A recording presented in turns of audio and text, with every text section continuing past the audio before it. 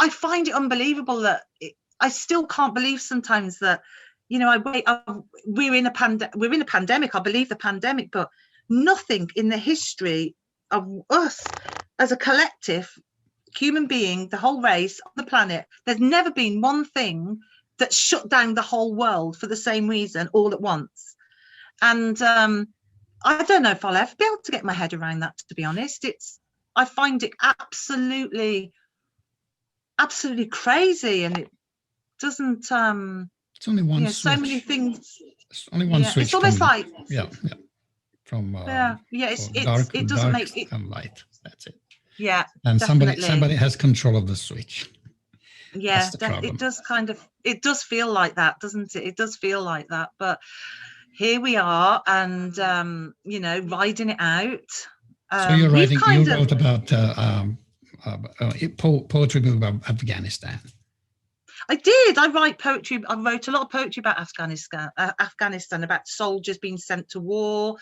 And we're going to take it one by one down the line, if you don't mind, just a bit to tell us a bit about every single book that you wrote. But down the line. Before that, I have one question. My glasses on. It's really bothering me when I read about your childhood and whatever happened to you and your brother and everybody else, but especially to you in the moments like and the beating and the abuse, and that's not even abuse, it's maltreating. It's not, you can't find a word, and it's just amazing what had happened to you. But did you have any friends at the time that you could relate? I mean, you could tell your story, and you could cry over some shoulder. Wow. Did you share your story with anybody? Yeah, not adults. For comfort, no, children. For comfort, other children. No, because age. There was a couple of friends, but we never. It's a really sad situation, to be honest. We'd make friends, but our mother was so hated by the people. How about the time that you were sent from children's home to another? You've been through 8 of them. Oh yeah, I was reading about. Yeah, 8 in total. Yeah, now and yeah, when you go to 16, you went to Bryn, Alyn community. You called it hell. Yes, I had when I went to when I was in various children's homes, obviously you connect with other children. So yes, I had friends, of course. A couple of them I'm still friends with to this day. We reconnected years later, and I was just happy they were still alive, because every time I heard about somebody I'd been in care with, you have to find comfort somewhere. Yeah, you do. You find comfort in each other, and I had some 2 or 3 very close friends when I was in one children's home. Then you get moved to another, and you have to say goodbye to them. You never see them again, and that's when it really hurts as well, because you're then bonding. You're finding someone you trust, you can share your story, you've got something common with, a connection. Then you get moved somewhere else. But with Bryn Alyn, I was there quite a long time. I was there about 4 years, so I had a couple of best friends, and we were really tight, and and we did share our stories, and we did do things together, and whether it be to make light of the summer, because some children did go home in holidays, but there was a group of us that was always there at Christmas, always there in holidays, and we were there round the clock. So we did bond. And there was a girl when I was in the dorm, there was a few of us in a dorm that became really, really close, and we got up to some funny things. Actually, I became I don't know if I should say this, I became really good with a hair grip and picking the kitchen lock. It was a pantry, and in Bryn Alyn, and we'd wait, because the night watchmen would go round every night while we were sleeping in our beds, and they would check every 2 hours to make sure the children were in their beds, and then they'd go off to the office, and they would be doing whatever it is they do, which is quite far away. So what we would do, there'd be a little group of us, because we were always hungry. We were just always hungry. I'd like, we had 3 meals a day. I'm not going to say they didn't feed us, they did. And some of the meals were great, actually. I remember the cook called Dot, but we weren't deprived of our 3 meals a day. We couldn't eat in between meals. There was none of that. And if you didn't like what was on the menu, well, you'd go hungry. So you were like kittens. We were just always hungry. So what we've discovered is I could get into the kitchen, and it was a great big old kitchen. There was a big auger and cooker, and there was cupboards where all the biscuits and crisps and things were. And I'd unpick the lock, and we'd go in, and we'd just all sit there in a circle, chatting, eating our biscuits and crisps. Then someone would say, "Oh my God, night watchman, back to your bedrooms." And I'm the one there trying to close the room and quickly, shoving everything away. And I'd struggle. And sometimes I'd get caught. If I got caught, I got put on scrubs. And, because obviously we'd raided the kitchen and eaten some of the food. And then I'd be on scrubs for the next 7 days. And it doesn't matter what the weather. If it's summer, you don't mind so much. If it's winter, it'd be pretty awful. And you'd get put in a pair of shoes. Not shoes, plimsolls, the cheap plimsolls, canvas ones, that would be a size or 2 too big for you with no laces. You'd be given a brush if it was an outdoor brush, if it was summer, and you'd have to spend all day sweeping the yards until it looked pristine. And then you would have your dinner, your evening meal, separate from your friends or anybody else. So that was your punishment for 7 days. But in the winter, it would be quite awful in the winter, because they'd put you in a pair of shorts, a plimsoll's too big, you couldn't get away from it, and you'd be outside shoveling snow, and the snow would be up to your knees, and you'd be doing that for 7 days. So I was put on scrubs. Yeah, I was put on scrubs a few times, if I'm honest, because I ran away a few times, because there were certain times when we knew something was wrong in the place. It didn't feel safe, and we just hated being there, and for so many different reasons. So scrubs, I was quite familiar with scrubs. I knew how to work hard after that. And then,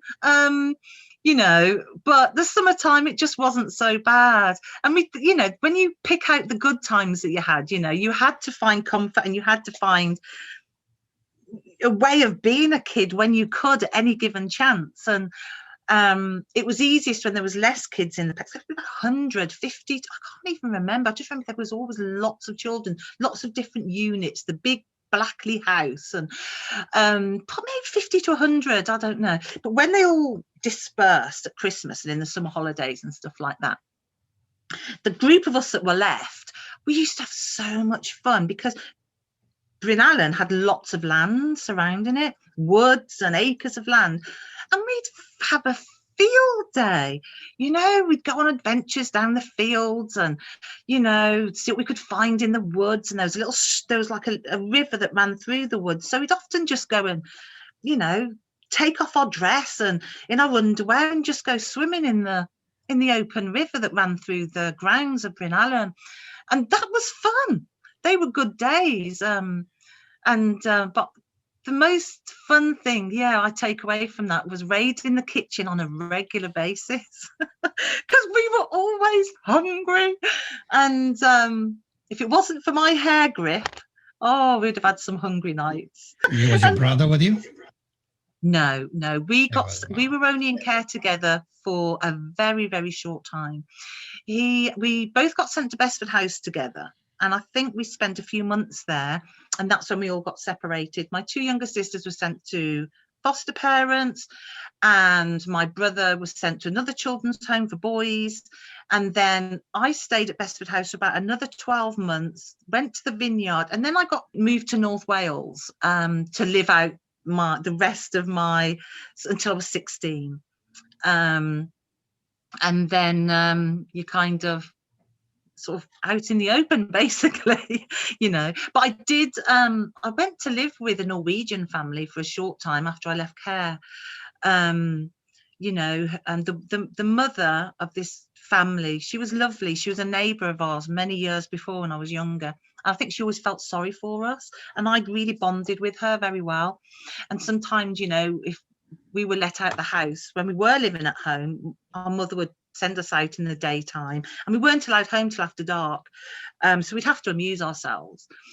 But I'd go to this lady's house, and she used to always make these homemade Norwegian biscuits and cakes. And she always took me in for some milk and cookies and biscuits. And oh, I thought it was heaven.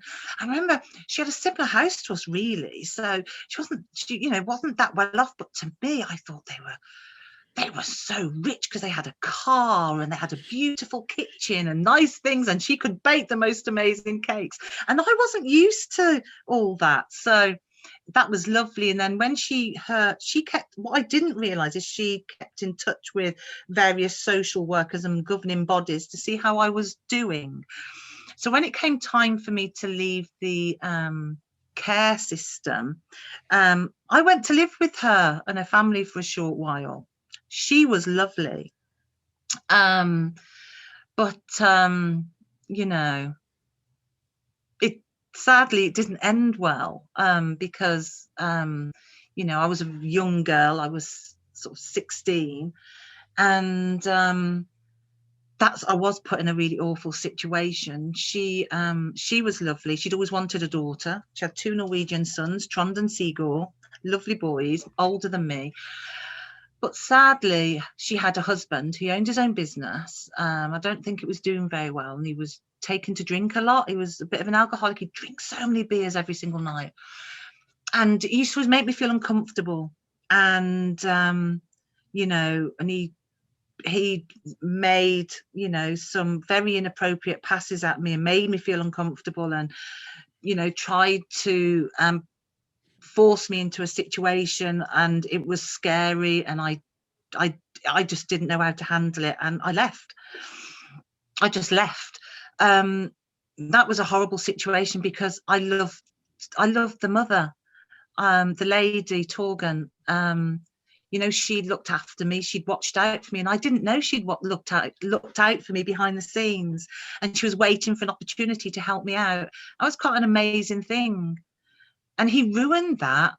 It was spoiled because I couldn't live in the same house. And, you know, he was a bit hard on her as well. He was quite strict with her, you know, he was quite old-fashioned in some ways. And he gave her so much housekeeping money every week that she was allowed to spend. And she was quite restricted. And I think, you know, I was light for her tunnel, at the end of her tunnel. You know, we just really clicked, and we really got on, and she was amazing to me. And I hated the fact that this, you know, that happened, and, you know, it never was taken beyond, you know, it never got to the, you know, too far. You know, I was able to put a stop to, and stop at a certain point. You know, he didn't completely sort of take away my virtue, so to speak. You know, I managed to fight my way through him, but it was at a great cost because I lost my home. Where did you go from there? I had a night alone on the street. Not on the street, but I was homeless for one night. And I remember thinking, oh God, I very quickly packed a duffel bag, and put all my, I'd acquired quite a lot of stuff at this point, you know, more than I'd ever had. So I was like, oh my God, packed everything that I could into this duffel bag. And I didn't know where to go. I had nowhere to go. Literally, I had nowhere to go. Where was your mother? Where was your mother by this time? Well, I could have, yeah, I did. I was gonna, that's where I did end up, but not straight away. What I did was to allow myself time to think. I had some money in my bag, not enough for a hotel or a bed and breakfast. Well, there weren't hotels. There was, you know, the odd bed and breakfast here and there. So I went to a place that I loved as a kid, that I used to go with my brother. And it was an old kind of like stately home in the posh part of the area where I was residing at that time. And it'd been left derelict for years, decades actually. And there was a big orchard, overflowing orchard with fruit and everything that was just there, you know. I mean, it was just this, had damsons and apples and pears. I thought, well, there's food. That's fine. There was a sundial. I remember I was obsessed with this beautiful big old sundial. And it was a grade 2 listed building. It had to be. I mean, well, it was. It's been turned into a hotel now, but it was just derelict then. Massive place. So I just went and slept outside the building. But I wasn't initially going to, you know, there was a couple of homeless people, you know, that resided in the place, lived there. They didn't bother anyone else. People didn't bother them. But I think I slept outside under a tree that night. And it was bright, and I wasn't even scared. I think I was just relieved to be out of the house. And I felt this, it was a horrible feeling, because obviously I know I didn't do anything wrong, but he made me feel ashamed. Like the fact that happened, and I just, how could you do that to such a lovely lady, your wife? And how could you do that to me after everything I've been through? And you know, I knew the only place I had left to go was to go back to my mom, and to be put in a position which I never thought I would ever have to do.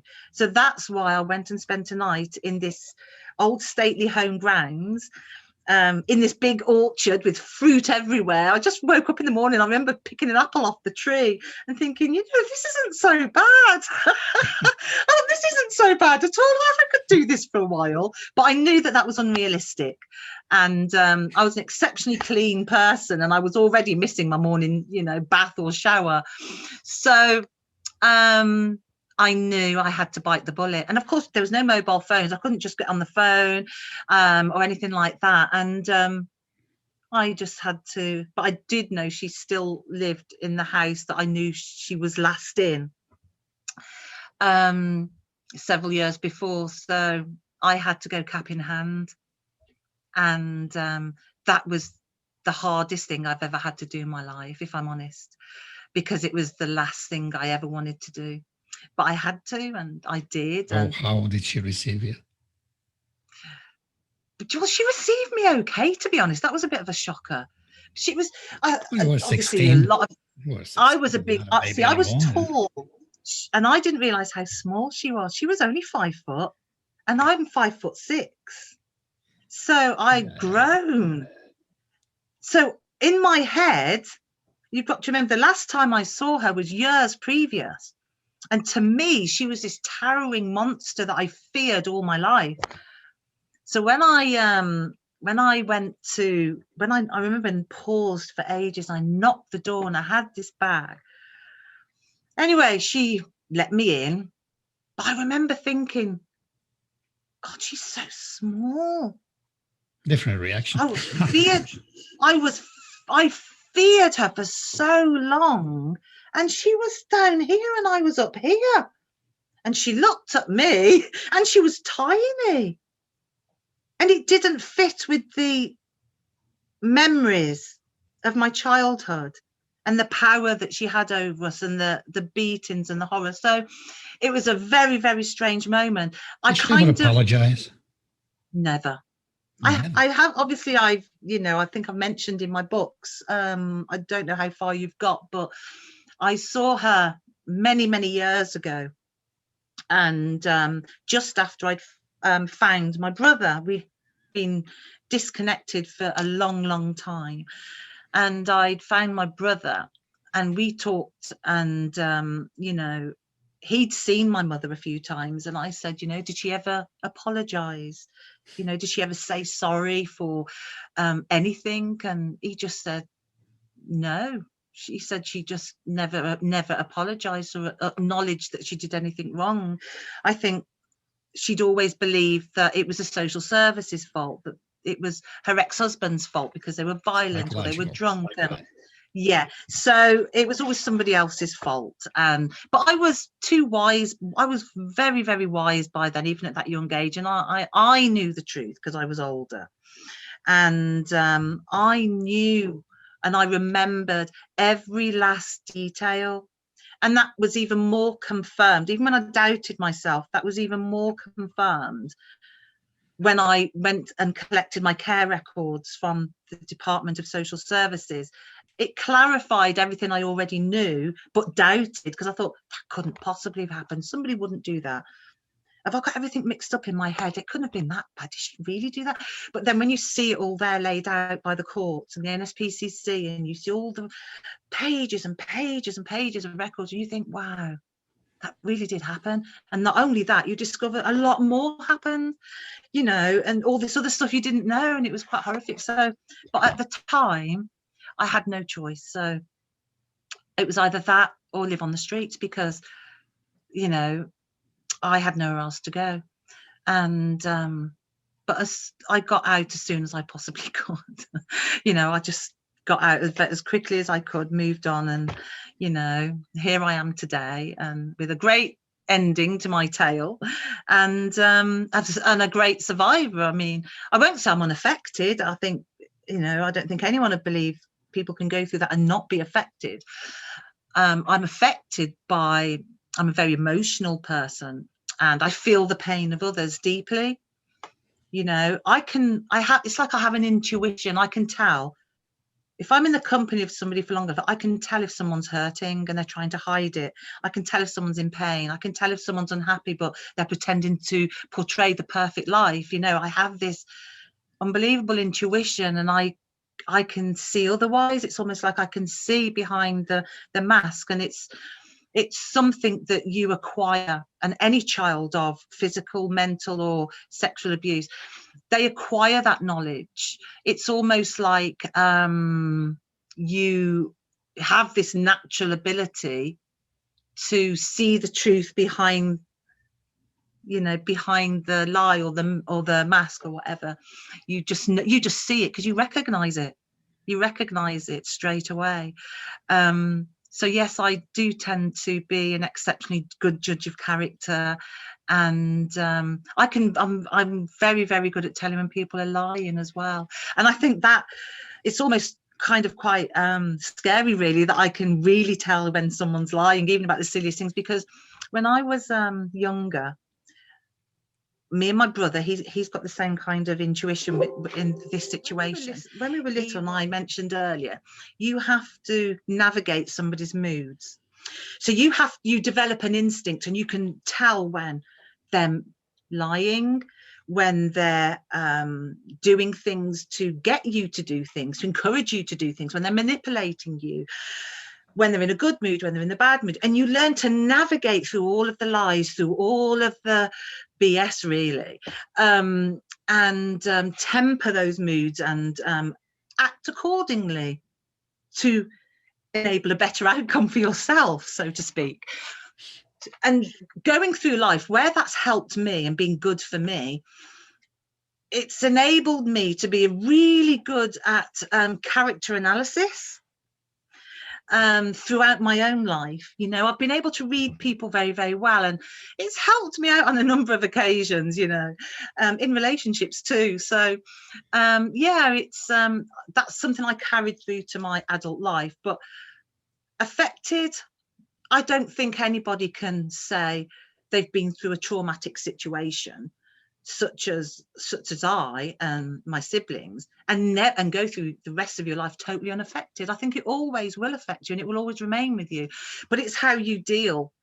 It's how you deal with that. It's like I always say, nobody will understand your journey, but only you will truly understand the journey that you're on. You found salvation in books. I found salvation in books. They were my therapy. How about your brother? How did he take it later in life? My brother, totally different. My brother had a lot of scars.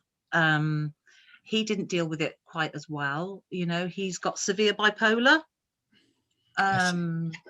Yeah. So, and he struggles with that greatly. You know, he had some traumatic times in the care system. And afterwards, you know, he had a complete breakdown when he was 19 years old. He just couldn't handle what he'd been through, and then being thrust out into the wide world to cope for himself. He didn't have I didn't know this, and I didn't meet him till much later in life. So, and he didn't have I've learned this from him, because we were separated. We had no forms of communication. Yeah. So, but he didn't cope very well with life. I mean, eventually he had a complete breakdown. He recovered from that. He met a lovely, he met his wife, and he had a couple of children, and and everything was fine for a while. But obviously, you know what bipolar is like, and you have to have medication to manage it. And if you don't take the medication, it's unmanaged, and you have the highs and the lows and the crazes, and you need the tablets and the medication to keep everything under control. But sometimes he would stop taking his medication because he says, I'm fine now. I'm fine now. I don't need them anymore. And so we'd go downhill and all that kind of thing. And he lives a long way from me. I don't see him very often. But, he's divorced from his wife now, and his children are grown up. His children are, I think, in their 20s now, 22, 23. And he lives on his own. He's not remarried, but he has a partner, which is good. And I think she keeps him, she keeps him on the right road and makes sure he takes his medication and all of that. But life he wasn't strong enough mentally to deal with what happened. And I don't think he ever will be. I think he just, sadly, he goes through each day and manages each day, and he doesn't look too far beyond that. He just tries to manage each day. And we do live completely different lives now. Obviously, when I found him again years later, it was really strange because he's a grown man, and he's did he read about himself in your books? Oh yeah, 100%. Yeah, he concurred with absolutely everything, because he was really happy with what I'd written, and he said that it was an accurate account. In fact, he said I'd been a bit too nice sometimes about our mother. He said I wouldn't have put it like that. I would have had a few coarse words to say in that section. I said, well, So he did. He loved the story. I mean, he bought a book for himself and his friends, and was very, very happy with it. And I think he was glad that the story was told, and I think it helped him in some way as well, because we talked about it at length. Every once in a while we would get together, and we talk about our experiences at length. But whereas I did talk mine through with him, he was more reticent. He'd hold back, and he would tell me certain things, but he wouldn't open up completely. And I think there's a part of his childhood that will always remain just with him, and I have to, I could see how uncomfortable it made him if I pushed and said, well, you can talk to me, we've been through a childhood together, an unusual childhood together, and if you've never, it might do you good to talk to me about it. Tell me about that time that I wasn't with you when we were separated. What happened to you? And he won't talk about it. He just won't, and he never has. So, but like I said, everybody has their own ways of dealing with it. But he's happy, but he lives a very quiet life, He doesn't like to be around too many people. He likes to be left to do his own thing. He just likes a quiet, simple life without too much interruption. So, Yeah. So we're talking about your brother. Oh, yes. How is he? How is he now? Is he okay? Yeah, he's happy now. Yeah. I think it took him a long time to come. He likes a quiet life, and he's got his certain things that he likes to do, and he's got his own house, and he's still got his children, and they're very close. He sees them a lot.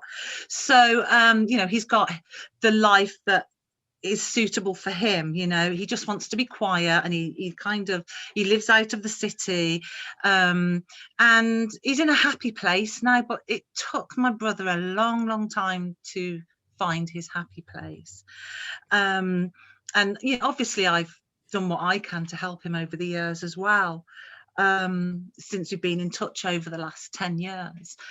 I had when I got married, I moved from my house, my first house that I bought, and I moved closer to the city to a completely different house altogether, more suitable for a family, because obviously I was getting married and I was we were thinking about having children. And I didn't want to sell the house that the very first property that I bought, because I was so proud of it and I just loved it so much. So I started renting it out. And when one of my tenants left, it was about the time that I found my brother.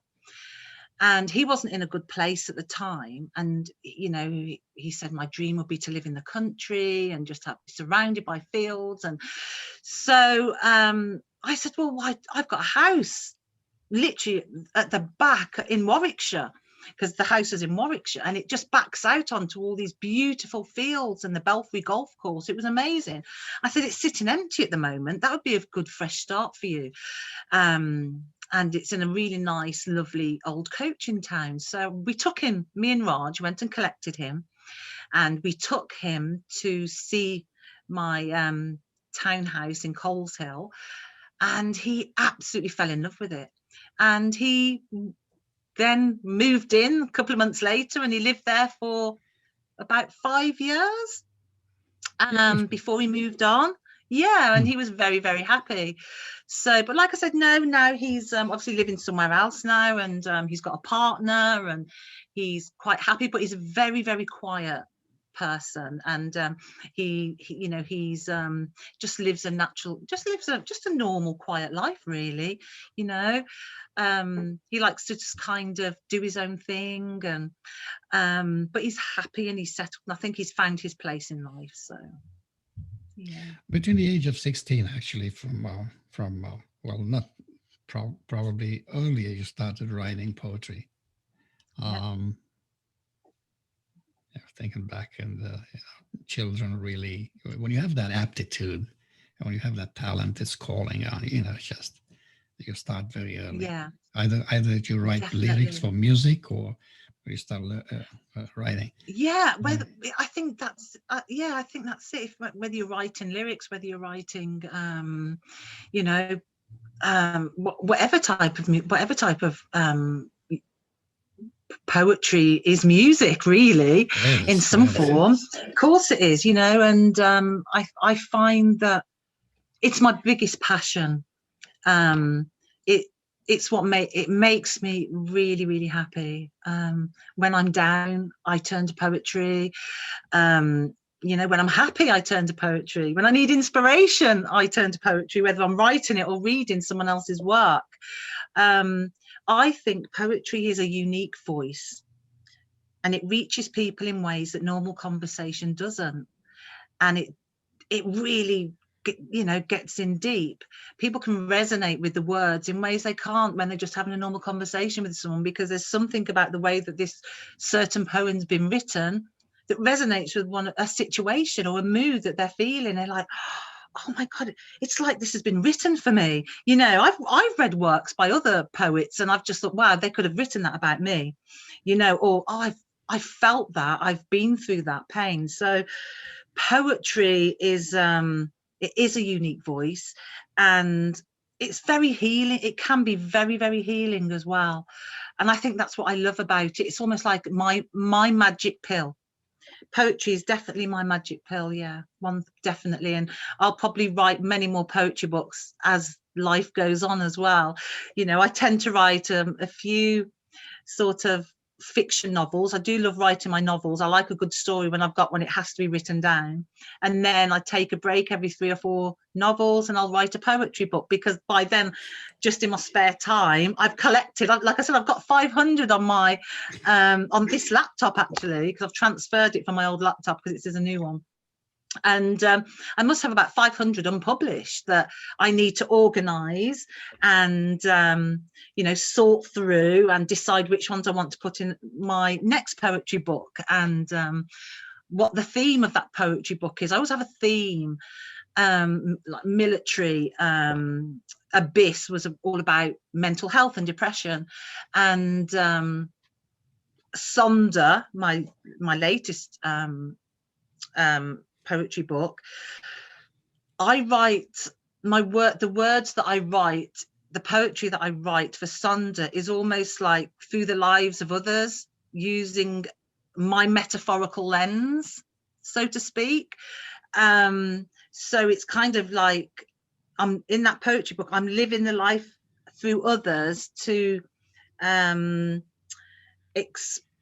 to show everybody has a story. Everybody, you are passers by, you're walking down the street and somebody's walking past you, and everybody is having a similar time at some point in their life to you. They've all got an incredible story to tell.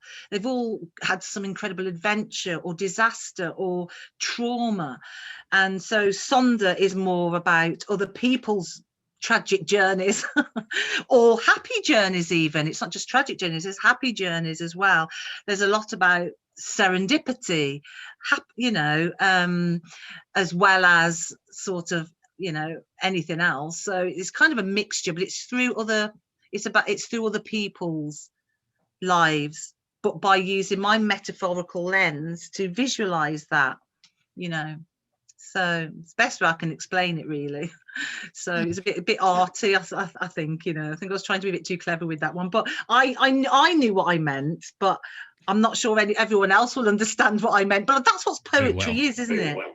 Yeah, poetry is like that. I understand very well. It's what happens with poetry is the verses really comprise little words, not many. Yeah, and they tell a lot. They tell a universe of things. They do. I mean, poetry lives through the ages. Like you said, we've mentioned. You write one poem, you could write a book. It's the same thing. Yeah, exactly. You tell everything in 2 or 3 stanzas. Yeah, they tell a story. You read any poets, pick a book by any poet, and you'll learn a great deal about them, about the poet themselves. Because there's always if a picture is 1,000 words, a poem, yeah, maybe 1,000 definitely galaxies. Who knows? Yeah, but it's amazing. Yes, definitely.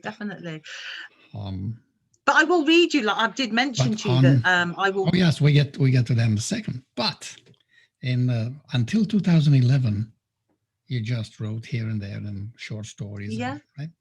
So in 2011, your first book, Amelie's Story, was never intended for publication. And no. It sold over 500,000 copies. Yeah. It's over 500. Yeah. Over 500, right? It's over 500,000 copies now. Yeah. And it just kind of, it just took on a world of its own. I was quite shy about Amelia's Story. And even I remember the first day it was published, and I had this nervous adrenaline. It was both excitement but nerves, because I was like, oh my God, what if people hate it? What if they don't understand my journey or what I'm trying to put across? And it was just such an incredibly exhausting day mentally, to be honest. And it just took off. And I remember I'd been promoting it, not heavily, because like I said, I didn't have the confidence. I needed the first lot of reviews to come in first before I started, promoting it and everything, because it's not that I didn't have the confidence in my words. I know my story. I didn't think that people would think it was a story worth writing about. That's how little confidence I had at that point. So once it was out there though, oh my goodness, it just put on a pair of trainers and traveled. It really did. Started jogging. It went from this continent to that continent, traveled around the world. And the feedback that I had made, and how I know it's helped people that I won't mention, because obviously they've talked to me in private and we've had private discussions, but there have been so many people that have read the book, and I've mentioned this earlier. Feedback was telepathic. And it's changed their life. It was a telepathic feedback. It was unbelievable. To have that many people resonating with you. Yeah, this is what was strange. And I know that everything that I've been through in my childhood, I had to go through that for a reason. I was meant to go through that. This is how I look at it, and I know that it wasn't for nothing. It wasn't. You don't go through all that pain and all that tragedy for nothing, because look, it's helped so many people later in life. So that helped to balance things out a little bit for me, because something good came out of something so tragic, and I could reconcile with that. You know, it made sense to me. So that's the law. That's the law of the universe. I mean, you have to have law of the exactly universe. Yeah, you sound, polarities. Chris. You sound like you've read The Secret. Have you read The Secret? Not yet, but I'm getting to all of them. If you think, oh my God, if you think that you're going to escape my you have to read The Secret. It's all about the law of the universe and changing your world and everything, and how to encourage the. Oh, which secret by Rhonda Byrne? That's the or one. Something like that. Oh yeah, Rhonda Byrne. Yeah. That's one. Yeah. Yes, I've read that. No, I thought that you had a book. I thought that you had a book called The Secret, entitled Secret. Oh no. No, I was thinking about, because I'm going in my mind, it's going into all the titles. Yeah, definitely. No, you followed immediately after that in 2012. You followed with the second one, which was called Destiny. Amelia's Destiny. Amelia's Destiny, right? All Amelia's stories, and the third, between the 2012, the third one that came out was after 5 years. It was. It seems to me, or maybe it was published after 5 years.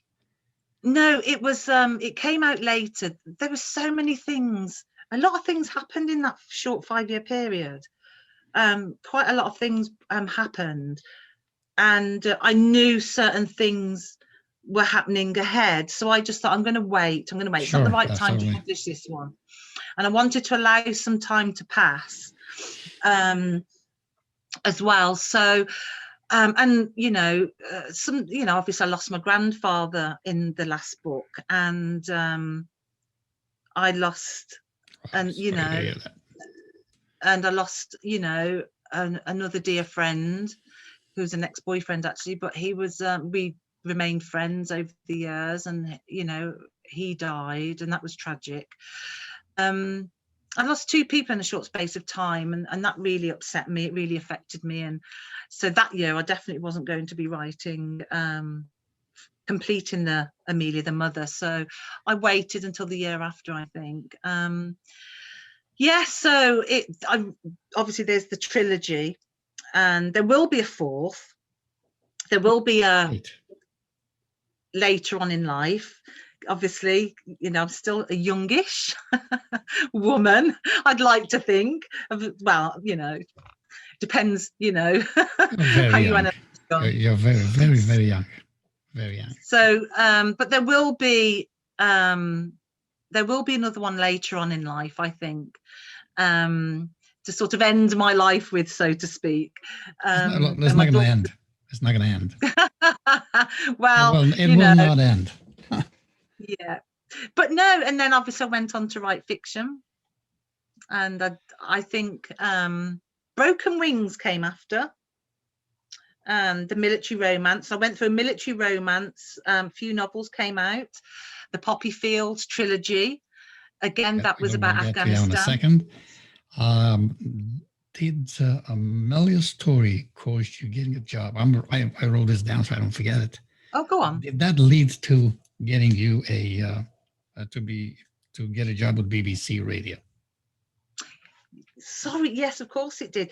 Along with all the other wonderful things that happened because of that book, I'm on Twitter, so I promote quite often on there, promoting my upcoming novel and or one of my series, and the producer from BBC Radio, WM, had been monitoring me on Twitter and reached out to me and said that the presenter of the show would like to have you on about your book.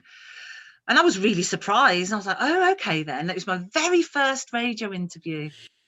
And I was nervous, and I thought, oh my God, my husband said to me, and this is nowhere, well, you'll probably believe this now. My husband said to me, there's only one thing you can't do on the radio, Dawn. Go silent. That is not going to happen with you. He said, you'll be great. He says, because you don't allow dead silences. So I went on the show, and I was very, very nervous, and I told my story, as I've been telling you. And then there was if I remember, some people after the show, I think quite a few readers had called in and it had quite an impact on some of their readers. Anyway, the producer, a couple of days later, called me back and said, Dawn, we've got a proposition for you. You were very, very popular with our readers and with the bosses upstairs, and they would like you to come in, on a regular basis to do the paper reviews. So, we have the local tabloids. There might be the Times, the Guardian, the Daily Express, the Sun, and every couple of days a week they have a newspaper review and they read the headlines, and they thought that I would be a good fit. So why they thought I'd be a good fit, I have no idea. So I thought, well, okay, I'll give it a go. To be honest, I'll try anything once, and I can either do it or I can't, and there's nothing lost, nothing gained, it's you only live once. So I thought, go on, give it a go. So the first week that I went on, I remember feeling so nervous because they didn't give me much to go on, and I was surprised that they were going to allow me to talk to all their thousands of followers about the headline news. And I had no idea what I was talking about. I was told a few hours earlier, pick 3 subjects. They have to be in the headlines the next day. And at the time, I thought, how am I going to find out what's in the news headlines the next day? I don't have the papers in front of me. So I thought, okay, I'm going to have to do a lot of research here. And thankfully, I'm really, really up on my current affairs knowledge. I do love my current affairs. So then I had a moment of clarity, and I thought, at night time after the BBC News, every night in England, one of our news stations, they have like a newspaper review for the following day. What's going to be in the headlines tomorrow? Brilliant. So I watched that paper review for the following day, and then I looked at the headlines. They weren't that great, to be honest, and I thought, oh, I can't get excited about that. It was a really boring morning for news, and which was good, really, but I could have done something a bit juicy to get my teeth into. So anyway, I thought, okay, so let's have a look and let's do a bit more investigation. And I must have been up till 2 o'clock in the morning, trawling the internet and everywhere for all the latest things that were happening. And then there was some breaking news. Oh, it was very, very late after the paper review. And I think one of the tabloids had got it into their next run for the next day. So anyway, I decided I'd talk about that and a couple of other subjects that I did. But what I'd done was I wrote down other things that I discovered. I'd really gone to some research effort. I mean, I barely had any sleep, but they were really impressed with that, and they went with what I'd found because the subjects were, on point, on key, and they were making the headlines, but not that night. They'd make them the next day. So I was actually earlier. So I'd actually done a really good job. And and then they had me back every week for about 12 months, and I would pop down and read them, go to the BBC studios and put my headphones on, and they'd announce me on the news, at about 7 o'clock in the morning, 7:15 in the morning, and I'd read, do a paper review. And the presenter, Adrian Goldberg, he was fantastic. I think we just gelled. We got on straight away. He was lovely. He had a very, very dry wit as well. I could see why he was a popular radio broadcaster. And we'd have really serious discussions about some of the things that were going on in the world, and we add our own opinion and what we thought about it and everything. So it was really, really good. So I did that for about 12 months and even covered the World Cricket that took place in Edgbaston that year. So we sort of went out. I say on location like it's something really special, but it's actually not too far from where I lived. So hopped in a taxi and met the crew there, and we covered the Edgbaston cricket. Yeah, so that was really some year. That was. I couldn't believe what was happening, and it was quite special. So yeah, I really enjoyed that, and it gave me a lot of confidence. Myself as well, for book signings and various other things like that. And so yeah, it was kind of a good grounding for me for, like I said, things like this. I went on to do other interviews and things, as well, other radio interviews and various other things. So yeah, it's all came from Amelia's story, and it's still to this day my bestseller. I've got 20 books, and it's still almost 20, and it's my bestseller 10 years later. Wow. Were you nervous the first time when you went on the air? So nervous. I felt so sick. Telling the, I don't know if you know the story of Larry King. He couldn't even speak. They gave him the microphone. He says on. It says, go ahead, go on. And he couldn't speak anything. No voice came out of him. Oh my God, that'd be terrible. Nothing came. He was so, yeah. Nothing. So nothing came out. So after that, they said, they screamed and they yelled at him and says, this is the radio's not and you have to speak. If not, you're gonna be anyway. So he went on and he says, look, he says, ladies and gentlemen, this is my first time. Oh. I am terrified. I'm so afraid to even, my name is Larry King. Oh, and this is my little story. It's my first day, so put up with me. So he became a popularity because his honesty actually won the people's hearts, and people appreciate it Larry King very much. Yeah, and it says he was told by the pros, says you just discovered something. Says your honesty is opening all the gates for you. Yeah. Yeah, that was fantastic. That's what I was asking you. Says, how was the first day actually? Oh, Chris, I'm not going to lie. I was so nervous. I actually felt sick. I couldn't eat breakfast. I'd been up researching all night anyway. So, 2-3 o'clock in the morning. So obviously I had to be up at 5:30. Because what they did is they sent a car out for me to pick me up from my home. Every time I went on air, so I didn't have to worry about transport or dragging my husband out of bed early or, getting myself into town or anything. So I was waiting for the car and I was thinking, God, I can't do this. I had all my notes. Written down that, that's that subject, that's that subject, that's that subject. I'm going to be fine. No, I'm not. I'm going to be sick. And this is what I was like until I got there.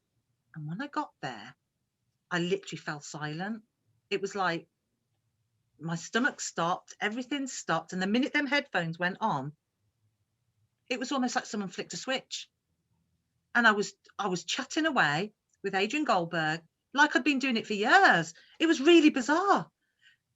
But that feeling that I experienced right up to the moment that I put the headphones on, I had that same feeling, that same nausea, and that same anxiousness that ran through my entire body. Every week for 12 months. That never went away. But the minute I put the headphones on, it was as if it just dissipated and it had gone. Very strange. I never could understand that. And I could never sleep the night before either because I was so nervous and worried about messing up. You were made for it. That's so it was quite call again. You were made for it. So it's like someone was, let me give myself an example, although I'm not, I don't like that. But when my folks bought me the first, I was about 5, skates. I went outside. Yeah. It was glass on the street. This is how it was glassy. This is how bad it was. And I skated. Nobody told me what to do and how, and I just went and came back and went fast and came back fast. It was right there.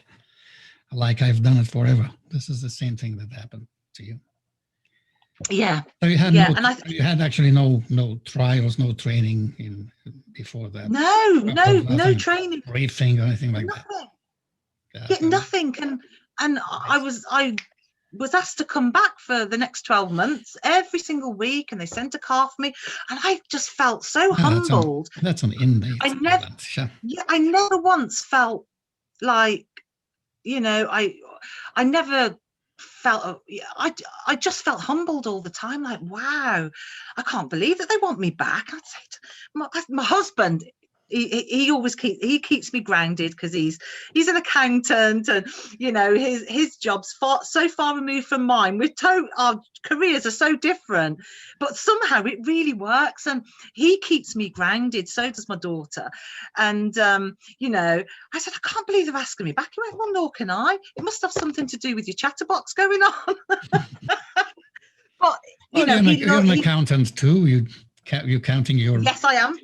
I do all my own accounting, Chris, all my own promotion and marketing, all my own, obviously, end of year accounts, everything. So it's kind of like sort of a multitasking job going on. You don't just write, but you have all these other things going on. So you'll often see me on social media posting sort of images of my books and teasers for my latest books, or, you know, various things like that.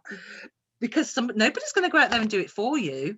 You know, you have to do it yourself. And if people don't know your book's not out there, they're not going to read it. So you just have to get out there and do it. But yeah, it's my husband keeps me grounded, very much so. And he's you know, he's an avid supporter, and he recorded every single radio, every single breakfast show that I was on for that 12 months. He's got it all on the box recorded. He recorded every single radio show on the TV. Yeah, so he was very proud, I think, you know. So he's a man of few words, but his actions speak volumes. Complete one another. Yes, I think so. I think we definitely do. We are quite opposite in many ways, but I do think that works, because, you know, I can be excitable. And, you know, I think if a giant balloon got hooked in my hair, I'd just fly away with it, you know, without thought.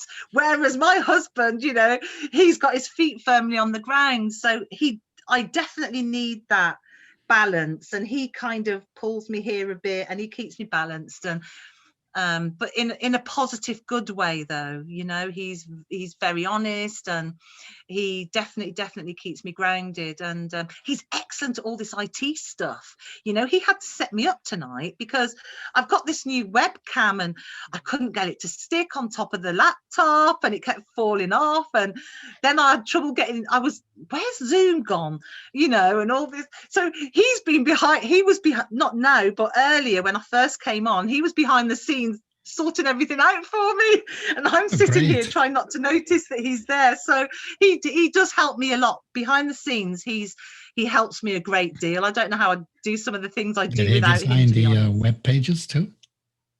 He's helped me. My last web page, because I've had the same website for the last 10 years, and I update it every so often, and I updated it probably a few months ago, and I did that myself actually this time. But in the past, my husband and his brother, my brother-in-law, you know, they've been a big IT help for me, because they're both really good at IT. Wow. So they've helped me with sort of all the widgets and the plugins and the technical stuff in WordPress, you know. They've taught me a great deal. So the last time I updated the website, I did it all myself, because I'd learned so much from my husband and his brother-in-law. So yeah, they have been a great help. But if I have problems, you know, I just holler. So I'm lucky to have them close by, really. So next one in line was Book Bites, Love in Times of War. Book Bites. That's an unusual one. That was a little bit of a story from a group of us authors. There's not just me. I think there was, how many of us were there? Maybe 10, 12 authors. And we did this military war stories anthology together. So each one of us, it was like a big box set, and each one of us provided a book. It was only for a short period of time, provided one of our military books for this box set, this anthology. And we put it out one Christmas, and we decided to, you know, work together. We were all friends in our author world, and we'd been in promotional situations together, or book signings, or we'd helped each other with various projects behind the scenes. And we just thought we'd all written some military books, and we were all quite into our military books. So we all decided to do this box set, and we published this box set, which was quite successful, and it did great for that Christmas. It did what we needed it to do. It was designed to put it was almost like it was kind of a marketing and promotion not gimmick, but push for all of us authors. You know, I think that particular year, I think for a few months running up, I think we'd all had trouble, you know, we'd all had low sales for a few months, and we decided to put out this book anthology as a different marketing tool, really. They were already published books, but we all put it together in an anthology, and you know, promoted that and whatever, and it gave us all a bit of a boost as well. So it's a different way of marketing our books, and we all selected one. It worked because we all had many, so you know, we could afford to sort of take it out of, you know, the situation that it was in and put it in one, and you know, that worked very well. Also as well, I think for me, I'd noticed that particular year illegal streaming, illegal downloading of ebooks, massive situation. Same with music, you know, people stream everything these days, and they can, there's sites all over the place, and they can download books and music, and they pull them down and they pop up somewhere else under a different .com. So you know, it's very prevalent in the digital world, but it's not something that had hit the ebook industry up until that point. I think because it was quite new. I think 10, 11 years ago, e-readers, Kindles, you know, they'd only just come onto the market. It was an explosion, a digital explosion. It had changed the book world completely, as you well know. So and everyone was adapting to that. Authors, it became easier for people to be published. It gave people another avenue, which was needed, instead of just having the, you know, the set big six who would pick and choose one out of a million manuscripts on their desk. So it gave people another avenue to explore. But what came with that was, as with music, all these illegal sites, and people can download your books. Anything that's digital can be copied and sold digitally as well. And so it didn't take long for it to hit the ebook industry. And I remember when it first started, I said, oh, it's not affected me. I haven't noticed my sales going down or anything. It was about a year later. It did start, a few had dropped off. It hadn't hit so bad, but other things had affected sales. I think the economy and one thing and another. And then it was about 18 months later, the following 18 months, I had a cracking year. It was probably a brilliant year of sales. It was really, really incredible. But then suddenly 50% dropped off like that. It was almost as if, again, somebody had flipped a switch, and I was receiving 50% sales each month to what I was doing almost immediately. And I couldn't understand why. But then I was in private groups with other, obviously well-known authors, and we were discussing this very situation. They were all saying the same thing. And obviously this is where you get your knowledge base, because obviously some authors know more about things than others. And one of our authors in the group had said, have you look on this site and see if your book's on there, because I've just made an official complaint. I found one of my books illegally being offered for free for download on this site. I went, oh my God. Anyway, so we'd all looked on this site and all our books were on there. We couldn't believe it. And then suddenly there was all these other sites. I remember thinking, this only happens with music. How can it be happening with ebooks? And that suddenly made sense. Of course it's going to happen with ebooks. You know, people want to listen to music. They download free music. They want to listen to ebooks. They can get a free ebook. Of course they're going to get a free ebook. So yeah, that was a bit of a shock. And, you know, ever since sort of that has happened, I managed to get my sales back up again. From, you know, you find ways. Everybody works a way around things. These sites, they'd be took down. You can get them took down. They'd be put up. They get took down. They'd come back up again the following week. So it was, you know, you can't. It's almost impossible unless they change the law to stop them. So you have to find other unique ways of getting people to buy your books without going and downloading them for free. So we became quite clever, quite savvy, a lot of us authors, you know, and we found other ways of marketing and promoting our books and keeping our sales going, you know, because sales can be up and down depending on the mood of the moment. I found that with it still maintained a lower sort of sales reach than it had previously. It never quite got back up to its full 100% to where it was before, and it never has. And I'd say 30% of my books are downloaded via illegal website. Yeah, definitely. And apparently, this is a fact. I was only reading about this today, actually, because I was just looking up on various situations. In a few, I think about 3 years ago, in 2017, 6% of the ebook industry revenue was downloaded illegally, and in a couple of years later, by 2017, it was 17% of all ebook sales. This is just the UK. I don't know about America. In the UK, are attributed to illegal downloads.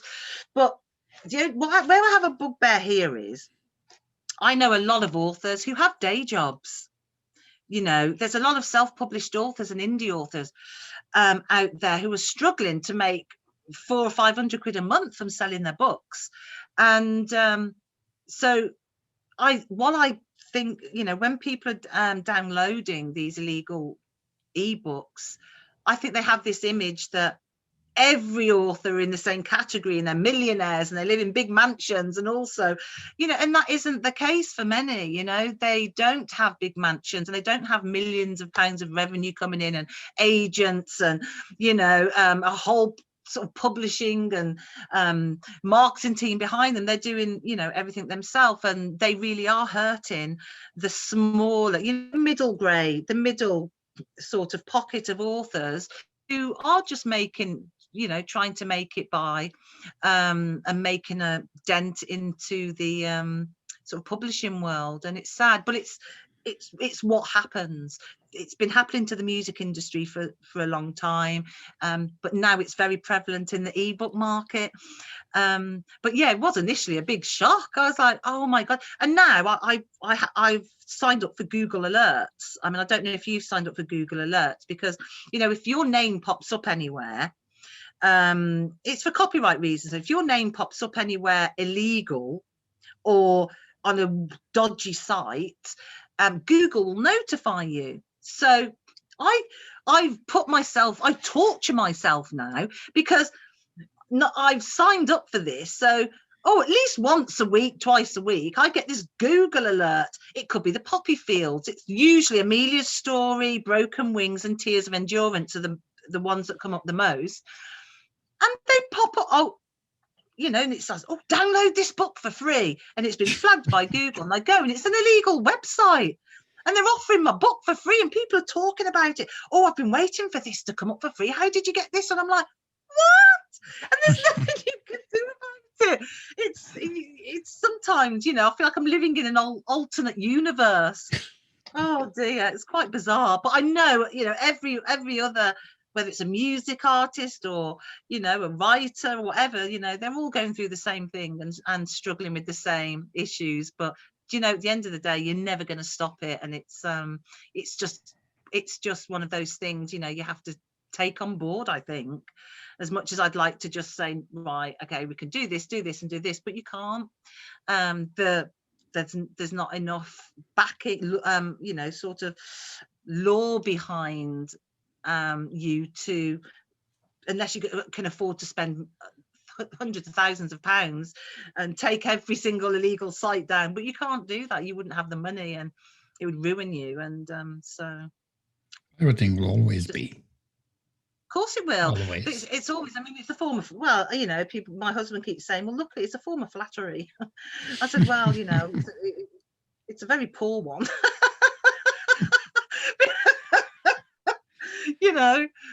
At least write a blinking review if you're going to steal my book, and read it. But they don't even, on these illegal sites, they barely write reviews. I just think, well, if you're going to have the book for free, at least have the decency to leave a review. Yeah. Oh God, I know. But anyway, next was a romantic drama about Tears of Endurance. You have it right there. I do There you actually. go. Can you see that one? Sure, Probably, beautiful. This book is probably it made me cry when I wrote this. It's a bit of a slow starter, but it's meant to be a slow starter because it really, really hits you hard later on down the line. And it's a very traumatic story. It's a romantic drama, and it's called Tears of Endurance for a reason.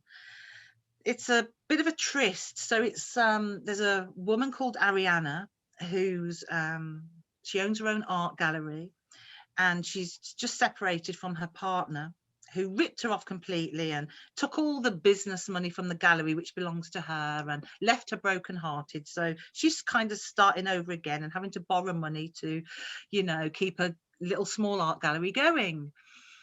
Ben, the other protagonist, who lives the other side of the city, he's just woken up from a coma. And he'd had a terrible accident on site. He's a structural engineer, but he's a top structural engineer. He's like one of the partners in the firm. And he decided he was going to go on site one day. He wanted to check out how it was coming along, and took it upon himself to climb up some ladders, and he wanted to get to the top, and obviously it all went terribly wrong. And 2 months later, he wakes up in a coma. He wakes up from a coma. They had to induce him because he had so many broken bones and ribs and everything, and punctured lung, which creates a lot of research when you bring medical issues into your writing. I spent months having to research medically induced comas and all sorts of different things to get all the medical jargon correct. So anyway, so he can't go back to work for about 12 months. He's taken sort of some sabbatical leave, and then he sees an advert for an opening, a showing at a gallery in this little town. So he goes and he meets Ariana. Now, they instantly hit it off, and you think, oh, I know how the story's going to go, but oh no.